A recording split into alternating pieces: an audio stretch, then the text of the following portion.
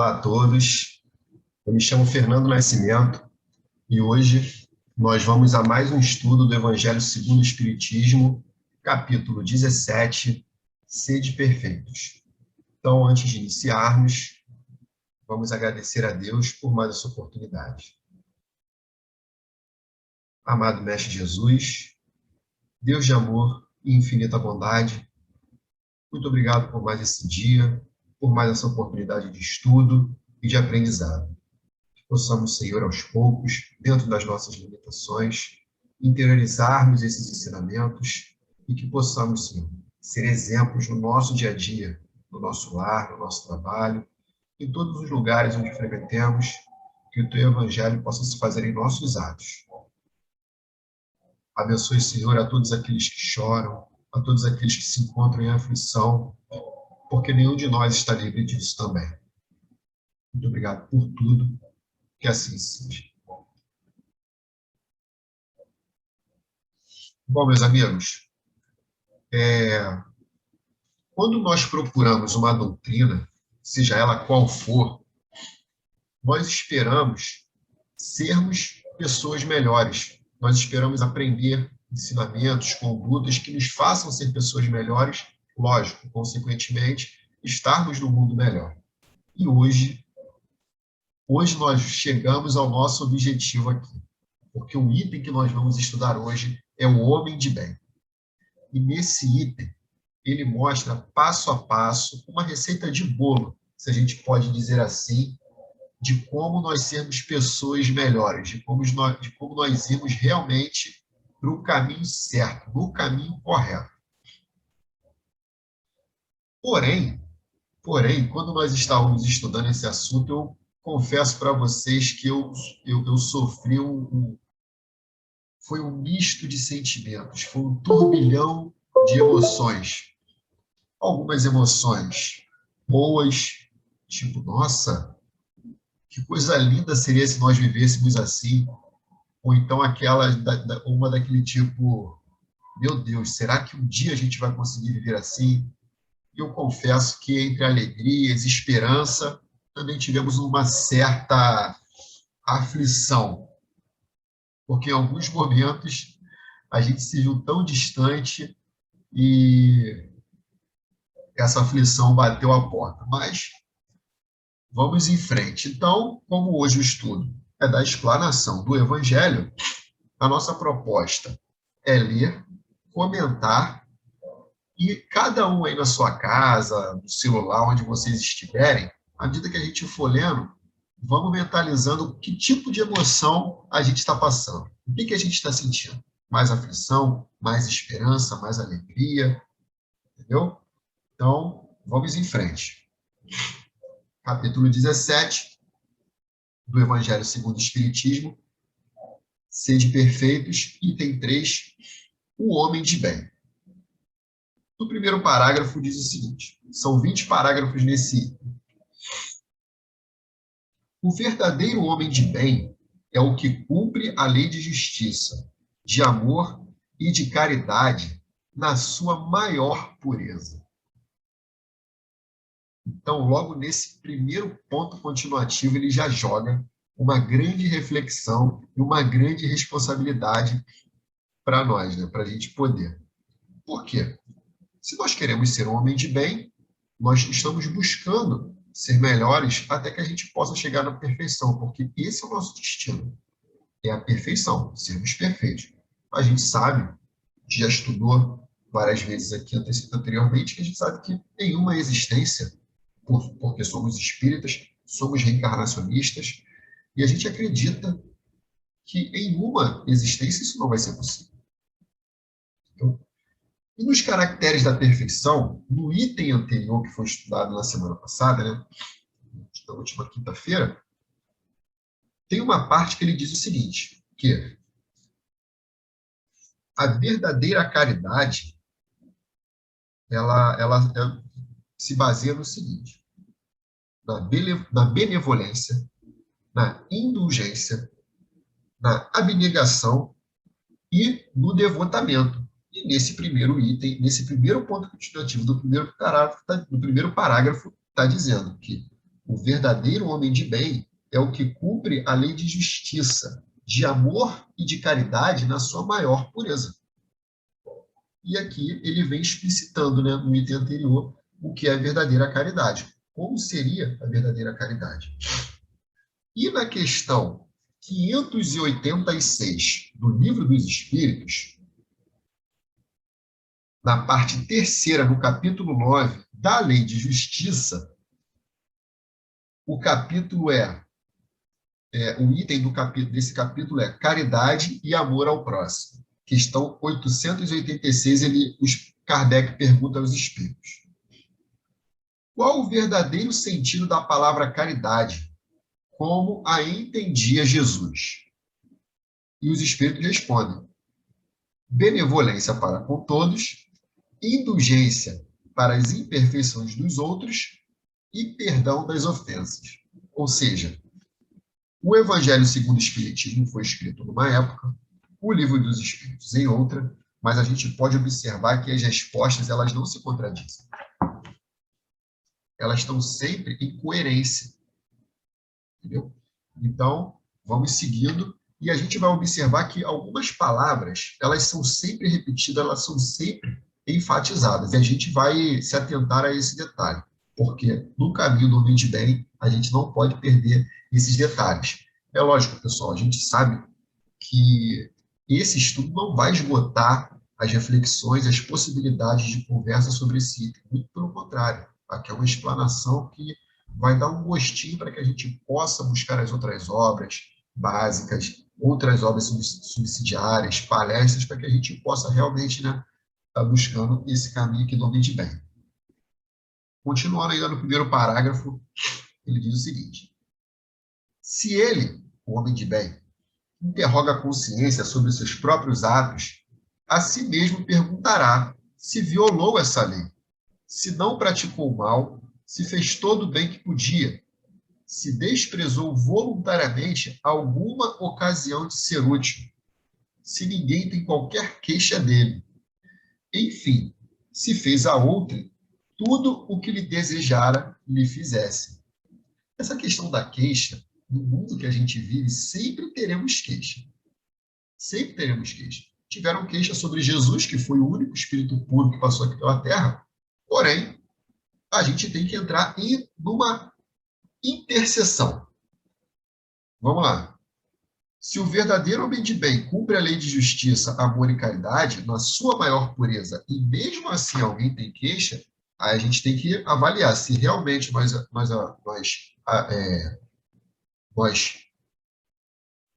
cumprimos essa lei de justiça na maior pureza, entendeu? E se a crítica do outro tem coerência. E na outra interseção, a gente tem que estar colocando na balança o nosso orgulho e o nosso egoísmo, para ver se realmente nós estamos falhos ou se a outra pessoa que veio com a crítica está com a razão. Então, vamos seguir. Segundo parágrafo. Deposita fé em Deus, na sua bondade, na sua justiça e na sua sabedoria. Sabe que sem a sua permissão nada acontece e se lhe submete à vontade em todas as coisas. No terceiro parágrafo. Sabe que todas as vicissitudes da vida, todas as dores, todas as decepções são provas ou expiações e as aceita sem murmurar. Então, novamente, aqui, no segundo parágrafo, ele fala que deposita fé em Deus. Antes, acho que eu pulei aqui, eu li o quarto, mas eu vou ler o terceiro aqui. Tem fé no futuro, razão porque coloca os bens espirituais acima dos bens temporais. Então, a gente pode observar que a palavra fé e a palavra justiça, elas estão sempre sendo ditas. Porque quando a gente tem fé em Deus, principalmente, né? Acho que a primeira coisa que a gente tem que ter é fé em Deus. A gente não pode se limitar em simplesmente acreditar em Deus. Ter fé não é só acreditar. Ter fé é confiar.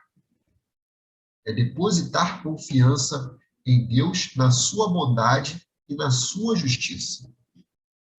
Então, quando a gente deposita fé em um sistema, no homem que é falho como nós, porque ainda está encarnado, num objeto, ou até em nós mesmos, temos que ter fé em Deus? Em nós temos que ter. Mas fé em Deus, primeiramente. E não só acreditando, entendeu? Mas confiando. Então, já lemos o quarto, vamos ler o quê? Possuído do sentimento de caridade e de amor ao próximo, faz o bem pelo bem, sem esperar paga alguma, retribui o mal com o bem, toma a defesa do fraco contra o forte e sacrifica seus interesses à justiça. Então, nesse parágrafo aqui, novamente entra a palavra caridade, possuído do sentimento de caridade e de amor ao próximo. E lá no final ele fala que ele sacrifica os seus interesses à justiça. Que justiça, senhoras e senhores? A justiça dos homens? Não. A justiça de Deus. E nessa mesma questão que a gente leu anteriormente, 586, na nota de Kardec, porque Kardec ele coloca observações pessoais em cima da resposta que os espíritos deram.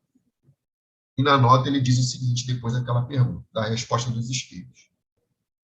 O amor e a caridade são o complemento da lei de justiça, pois amar o próximo é fazer-lhe todo o bem que nos seja possível e que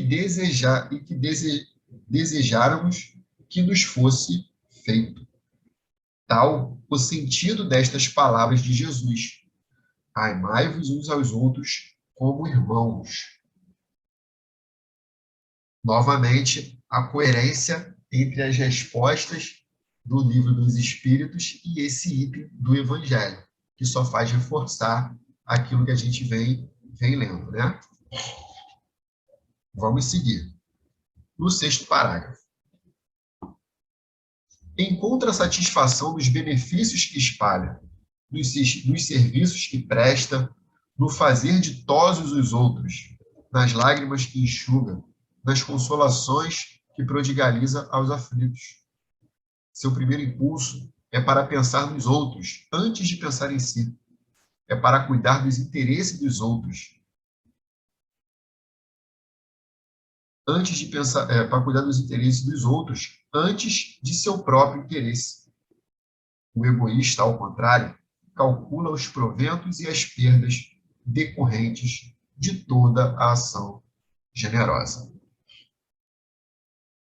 Dentro desses parágrafos, eu confesso que eu elegi alguns como favoritos. E os próximos, sétimo e oitavo parágrafo, vão ser um desses favoritos, porque quando a gente vem fazer uma palestra, quando a gente vem fazer um estudo, quando a gente se propõe a estudar e compartilhar essas reflexões, o primeiro que tem que escutar, o primeiro ouvido que tem que escutar é aquele que está mais perto da boca que fala, que é o nosso. Então a gente lê, se identifica, né? Por isso que eu estou dizendo que foi um dos meus favoritos desse item. Vamos ver por quê. O homem de bem é bom, humano e benevolente. Olha a palavra benevolente novamente, que está lá dizendo, né, a verdadeira caridade. Para com todos, sem distinção de raças nem crenças, porque em todos os homens vê irmãos seus. No oitavo parágrafo ele diz: respeita nos outros todas as convicções sinceras e não lança anátema aos que, como ele, não pensam. Gente, esse livro foi escrito no século XIX, mas parece que foi escrito hoje de manhã, antes da gente tomar café. Porque é o que mais está acontecendo, são posturas contrárias ao que os espíritos sugerem a ser um homem de bem. Porque quando ele diz que o homem de bem é bom, humano e benevolente para com todos, então a gente já tem um problema. Porque quando nós olhamos para nós, e quando a gente olha ao redor, a gente tem muita dificuldade de encontrar principalmente isso aqui, ó, benevolente para com todos, sem distinção de raça, nem de crença, porque em todos ver irmãos seus. A gente pode ampliar para raça, crença, opinião, política, sobre opção sexual, entendeu? Sobre orientação, sobre onde a pessoa nasceu, entendeu? E a gente vê muita dificuldade nisso. E no outro também, né? Respeita nos outros todas as convicções sinceras.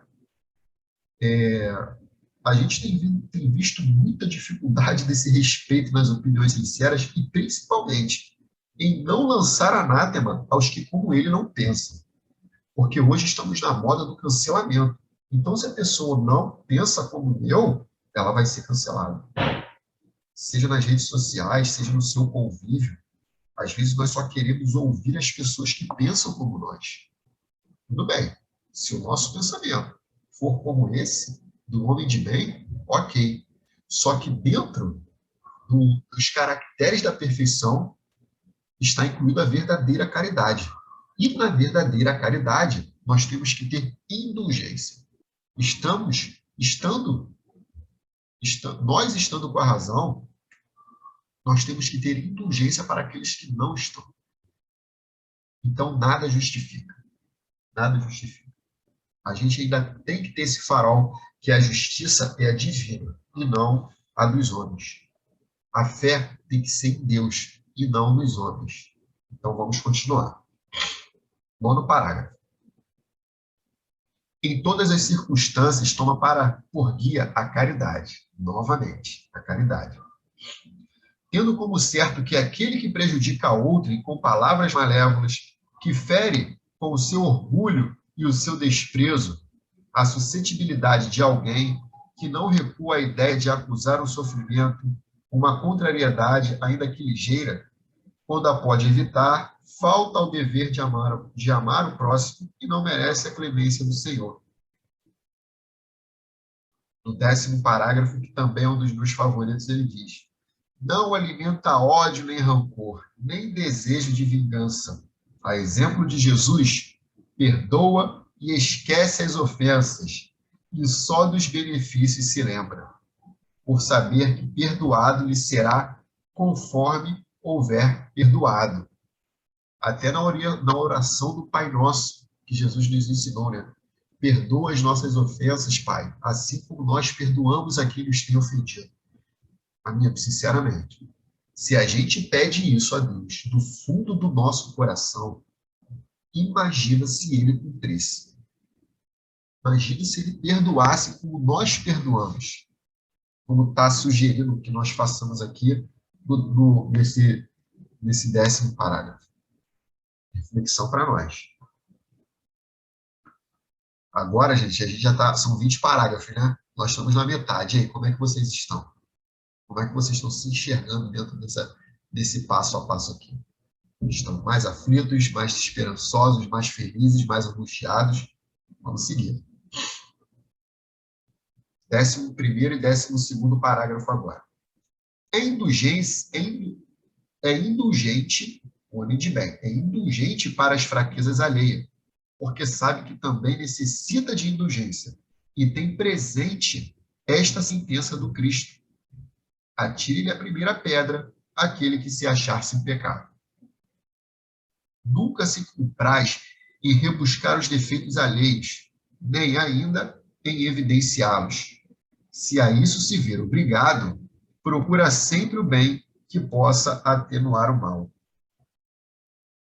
Amigos, esse hábito, aqui no capítulo no 12, né? Nunca se compraz em rebuscar os defeitos alheios. Por mais conhecimento que a gente tenha, por mais vivência na doutrina, todos nós, em grau maior ou menor, nós ainda expomos o mal ali. Nós ainda falamos mal do nosso semelhante. São hábitos antigos que a gente deve mudar, a gente deve exercitar. E outra coisa que a gente tem muito é o de julgar aqueles que também fazem isso. E é até interessante porque a gente só consegue enxergar aquilo que a gente tem conhecimento. Então, quando a gente enxerga os defeitos das outras pessoas, é porque nós também temos esses defeitos. E ainda não superamos. E como a gente anda acompanhado do orgulho e do egoísmo, a gente tenta expor esses defeitos do próximo para que os nossos fiquem ocultados. E quando a gente oculta os nossos defeitos, a gente não consegue melhorar. É como se varresse para debaixo do tapete. Então, vamos seguir. Estuda suas próprias imperfeições e trabalha incessantemente em combatê-las. Todos os esforços emprega para poder dizer, no dia seguinte, que alguma coisa traz em si melhor do que na véspera. Não procura dar valor ao seu espírito, nem aos seus talentos, às expensas de outrem. Aproveita ao revés todas as ocasiões para fazer ressaltar o que seja proveitoso aos outros. A gente vê nas redes sociais totalmente o oposto, né? E até no nosso dia a dia também, porque na época de Kardec não se tinha essas redes sociais que a internet nos proporciona para fazer tanta coisa boa. Mas quando a gente observa que quando a gente conquista, o nosso objetivo nem sempre é estar motivando o outro, é estar elevando o nosso espírito, egoísta e orgulhoso, diga-se de passagem, né? E quando a gente vê que alguém está fazendo isso, surge o quê? Aquele defeito que a gente ainda carrega um pouco, que é a inveja. Entendeu? E quando a gente se contém em não falar nada, mas na maioria das vezes a gente vai lá e dá uma cutucada, dá uma espizinhada. Então, seguindo. Não se envaidece da sua riqueza, nem das suas vantagens pessoais, por saber que tudo lhe foi dado, pode ser tirado. Eu acho muito importante isso daqui, porque quando ele fala aqui, né, que o homem de bem toma em defesa o fraco contra o forte, e agora ele fala que não se envaidece da riqueza, a gente tem que entender que tudo que nos foi dado, seja a força física, seja a nossa riqueza material, a gente tem que entender que o nosso objetivo aqui é um ajudar o outro. Por quê? Porque o homem de bem está falando desde o início da questão da caridade. Se você tem uma força física, se você tem uma força psicológica, psíquica, se você tem uma capacidade de absorver conhecimentos, se você é muito inteligente, a sua inteligência é para estar ajudando as outras pessoas, porque o homem de bem, ele tem que trabalhar a sua caridade na sua maior pureza. Não é simplesmente para a gente ficar se amostrando, vamos dizer assim, né, como ele disse aqui no capítulo anterior. A gente tem que ter isso em mente, porque tudo que nos foi dado é para que a gente possa ajudar o nosso semelhante, entendeu? Nos ajudar o outro semelhante, porque o que nos falta, o outro pode ter, com certeza. Seguindo. Usa, mas não abusa dos bens que lhe são concedidos. Sabe que é um depósito de que terá que prestar contas e que o mais prejudicial emprego que lhe pode dar é o de praticá-lo à satisfação das suas paixões. Foi o que a gente disse. Além de Deus poder tirar tudo que ele nos deu, nós vamos ter que prestar conta de tudo aquilo que nos foi dado. Seja material, seja das oportunidades que nós tivemos e não aproveitamos. Se a ordem social colocou sob o seu mando outros homens, trata-os com bondade e benevolência. Olha a benevolência e a bondade aparecendo novamente. Porque são seus iguais perante Deus. Usa da sua autoridade para lhes levantar o moral e não para esmagar com o seu orgulho. Evita tudo quanto lhes possa tornar mais penosa a posição subalterna em que se encontram. O subordinado, de sua parte, compreende os deveres da posição que ele ocupa e se empenha em cumpri-los conscientemente. Esse é o capítulo 19. E, finalmente, chegamos ao último capítulo. Ao último capítulo, não. Ao último parágrafo, né? Que diz o seguinte: finalmente, o homem de bem respeita todos os direitos que aos seus semelhantes dão as leis da natureza, ou seja, as leis de Deus, como quer que sejam respeitados os seus. Finalmente, o homem de bem respeita todos os direitos que aos seus semelhantes dão as leis da natureza, como quer que sejam respeitados os seus. Não ficam assim enumeradas todas as qualidades que distinguem o homem de bem, mas aquele que se esforça para possuir as que acabamos de mencionar, no caminho se acha que a todas as demais conduz. Então a gente fica, nossa senhora, tudo isso que eu não consigo fazer quase nada, não são todas, ainda tem mais. Por isso que eu falei lá no início que gera uma certa aflição. Mas a gente fica imaginando como seria lindo se a gente conseguisse fazer isso. Como vai ser lindo quando a gente estiver nesse patamar, nessa prateleira aqui de homem de bem. Porque, como a gente costuma dizer, né, senhores, isso aqui, o Evangelho segundo o Espiritismo, é uma das obras básicas para que a gente possa conseguir fazer o básico para chegar nessa proposta que todos nós queremos quando a gente procura uma religião e uma doutrina. O caminho é difícil? É. Ainda nos vemos longe? Sim. Já estivemos mais longe ainda? Com certeza. Sem dúvida, nós não fomos criados nessa condição que a gente está. Já passamos por situações muito piores. Com certeza, nós melhoramos. Isso aí a gente tem que ter certeza. Os passos para o homem de bem, de uma forma geral, sem distinção de nada, de ninguém. Porque aqui, quando ele fala do homem de bem, ele não está falando do espírita, do católico, do rico, do pobre. Ele está falando do homem, que qualquer um pode cruzar esses passos, pode seguir esses passos aqui para chegar nessa condição que a gente tanto procura e que a gente também espera do próximo. Mas a gente tem que ter em mente também, amigos, que nada é fácil. Nada é fácil. Para que a gente possa evoluir, a gente precisa sair da nossa zona de conforto. Você pode conversar com qualquer atleta ali. Você pode conversar com uma pessoa que começa uma faculdade, que começa um curso. Ela olha e não enxerga nada, não entende nada. Mas vai precisar de abnegação, vai precisar de sacrifício, entendeu? Para que ela possa alcançar. Vai ter que sair da zona de conforto.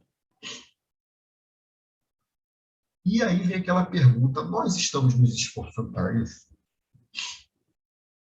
Porque a gente gosta de perguntar isso para os outros, né? Se os outros estão se esforçando. E quando a gente vê que fala assim, ó, você poderia se esforçar mais, só que o esforço, a percepção de esforço é uma coisa muito particular. Ninguém pode dizer se o outro está se esforçando mais ou menos. Entendeu? Tem uma frase que diz o seguinte, que quem conhece as goteiras da casa é o dono. Então, quando vem uma pessoa de fora querer dizer quais são os problemas, quais são os seus problemas, ele não está dentro da sua casa para saber. Ele não sabe a sua história, não sabe o que você já passou. E aí, novamente, entra a nossa caridade, a nossa indulgência, nós sermos benevolentes com o esforço. É lógico. Nós temos que... essas orientações são pessoais, são particulares. Por isso que a gente está falando dessa percepção de esforço, né?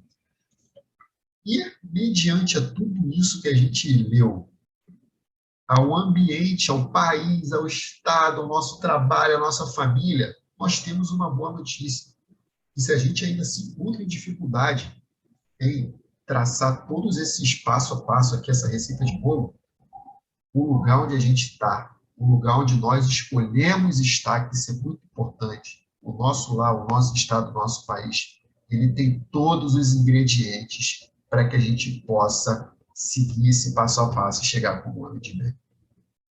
Nosso país tem tudo que a gente precisa, o nosso estado tem tudo que a gente precisa, a nossa condição social, a nossa condição financeira. E nós temos a doutrina que nós escolhemos, que nos esclarece, que nos consola, que nos orienta e que nos faz fortalecer essa fé em Deus e em Jesus. Ela tem tudo que a gente precisa para que a gente possa realmente chegar nessa condição de homem de bem. Para começar, como ele diz aqui no último parágrafo. Então, meus amigos, nós agradecemos muito a oportunidade de estar refletindo sobre tudo isso, entendeu? E que verdadeiramente o nosso esforço, a nossa consciência vai dizer. Deus é que vai saber. E as leis de Deus estão na nossa consciência. Então, a gente agradece a oportunidade com uma prece, agora encerrando mais esse momento de explanação, de estudo e de reflexão. Deus de amor e infinita bondade, amado Mestre Jesus, muito obrigado por mais esse estudo. Muito obrigado por esse momento de podermos refletir, onde podemos olhar para dentro de nós, onde podemos olhar para o nosso passado, saber onde chegamos, olhar para o futuro e saber o que nos espera. Que possamos, Senhor, nunca perder a fé, que possamos acreditar, que possamos confiar em Ti com todas as nossas forças. Muito obrigado por tudo. Que assim seja.